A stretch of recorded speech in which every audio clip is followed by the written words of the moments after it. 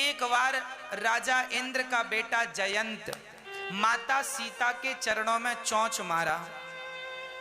उसने चोंच मारी ना, चंचू का प्रहार किया, तो माता सीता के चरणों में चोंच मार के कौआ उड़ा, कौआ बन के आया जयंत, और देखा कि राम का वजन देखूं, बल देखूं कितना। सीता के पांव से रक्त निकलने लगा। राम जी को लगा ये रक्त कहां से, देखा तो चरणों से। राम जी ने कहा, देवी ये आपके चरणों में चोट कैसे आई है?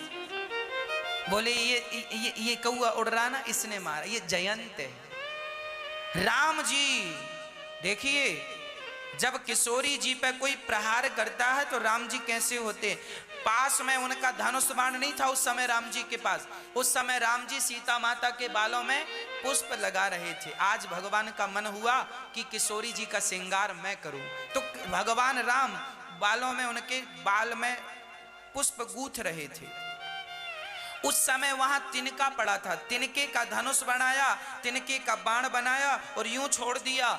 ब्रह्मास्त्र बन के पीछे लग गया और जयंत ने देखा ब्रह्मास्त्र आ रहा है। अब जयंत भागा, पिताजी बचाओ, पिता इंद्र बचाओ।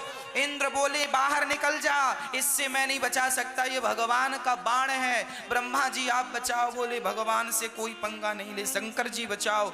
सारी जगह भागा। तब नारद जी ने देखा, अरे जयंत क्या हुआ, ये भगवान का बाण पीछा कर रहा है। किसने छोड़ा है? राम जी। राम जी हमें मारना चाहते हैं। नारद जी ने कहा, राम जी तुझे मारना नहीं चाहते, पागल। बोले ये बाण लगा है। नारद जी बोले ये बता तू अभी कहां कहां गया? बोले मैं ब्रह्मा के पास, शिव जी के पास और अपने पिता इंद्र के पास गया। नारद जी बोले राम जी मारना चाहते तो किसी के पास पहुंच ही नहीं पाता। पहुंचता कैसे? एक काम कर, तूने अपराध क्या किया है?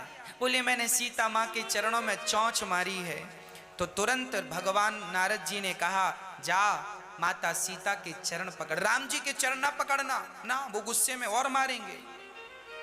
सीता माता जिनका अपराध है, उनके किशोरी जी माँ है, और माँ हर बच्चे का अपराध क्षमा कर देती है, ये तो माँ होती है।